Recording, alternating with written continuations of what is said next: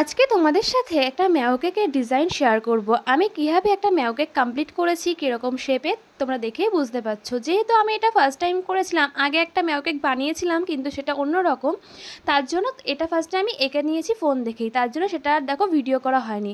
তোমরা দেখো মাপটা আমি কীভাবে ফোন দেখে এঁকেছি সেভাবে কিন্তু তোমরা করে নিতে পারবে। এবার দেখো পুরোটা আমি রেড কালার দিয়ে একটু কভার করে নিচ্ছি, আর এটা রেড কালারে না বেশি ফুটেছে আর আমার তো বেশ ভালো লাগছে। তোমরা পিঙ্ক কালার দিয়েও করতে পারো, যেহেতু আমি একটা ম্যাও কেক পিঙ্ক কালারের করেছি তাই ভাবলাম রেড কালারের করাই যাক।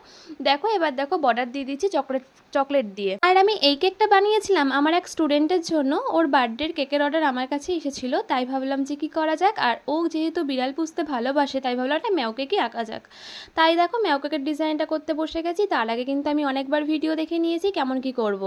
আর অর্ডার আসলে না আমি ঠিক যতটা পারি নিখুঁতভাবে কাজ করার চেষ্টা করি, যাতে আমি মন যাতে ভালো থাকে আমার এবং কাস্টমারের, এর জন্য।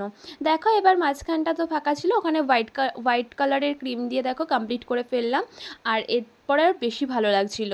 এই কেকটা কিন্তু ওরও খুব পছন্দ হয়েছিল, আর কেকটা কিন্তু ভীষণই টেস্টি ছিল। বাড়ির সবাই খুব ভালো বলেছে আমাকে।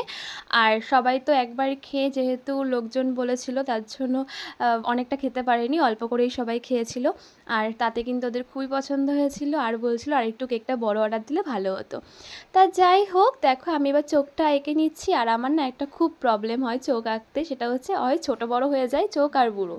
তো দেখো অনেকটা ভালো করার চেষ্টা করছি। আর এটা দেখো আমি যতটা ফিনিশিং দিতে পারি ততটা দেওয়ারই চেষ্টা করি যে কোনো জিনিসে, যাতে তোমাদের মনটা ভরে যায়, যাতে আমারও ভালো লাগে। এর সাথে কথা বলতে বলতে দেখো তো অনেকটাই ডান হয়ে গেছে। আর বলে রাখি যে যারা ভাবছো আমার কাছ থেকে কেক কিংবা চকলেট নেবে, আমাকে দুদিন আগে বললে খুবই ভালো হয়, কারণ সেইভাবে আমি তাহলে ডিজাইনটা আমি আমার মন থেকে করতে পারি। আর তোমরা যদি ডিজাইন বলে দাও তাহলে সেটাও আমি অনেকটা ভেবে কাজ করতে পারি, তাতে বেশি ভালো হবে। আর যারা যারা আমাকে হুটহাট SMS করছো বা রাতে আমাকে ফোন করে বলছো যে সকালের মধ্যে একটা কেক লাগবে বা রাতেই কেক লাগবে, আমি কিন্তু কেক রেডি করে রাখি না। তোমরা অর্ডার দেওয়ার পরেই কিন্তু আমি বেসটা রেডি করি, তার জন্য কিন্তু আমি তৎক্ষণাৎ কেকটা দিতে পারি না। তাই বলছি যারা যারা ভাবছো কেক নেবে, তোমাদের যাতে ভালো হয়, তোমরা যাতে ডিজাইনটা পছন্দ হয়, তার জন্য প্লিজ আগের থেকে তোমরা আমাকে অর্ডার দিও। কারণ সঙ্গে সঙ্গে একটা জিনিস বানালে তা সেটা মাথায় থাকে না, ডেলিভারি চিন্তা থাকে, তখন কেকটা হয় বাজে হয়ে যেতে পারে। এর জন্য সবার কাছে রিকোয়েস্ট থাকলো, যারা যারা মনে করছো কেকটা নেবে একটু আগে প্লিজ বলো।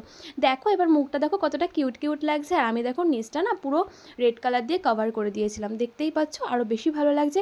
তো তোমাদের এই ভিডিওটা কেমন লাগছে একটু বলে দাও। আর যারা এখনও পেজটা ফলো করোনি তারা একটু পেজটা ফলো করে দাও। আর যারা এই ভিডিওটা ইউটিউব থেকে দেখছো তারা প্লিজ সাবস্ক্রাইব করে দিও।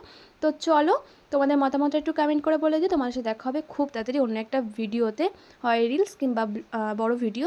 তো ভিডিওটা কেমন লাগছে একটু কিন্তু ভুলো না বলতে, সবাই একটু কমেন্ট করে বলে দিও। তোমাদেরকে অনেক ভালোবাসা রইলো আমার ভিডিও ধৈর্য সহকারে দেখার জন্য।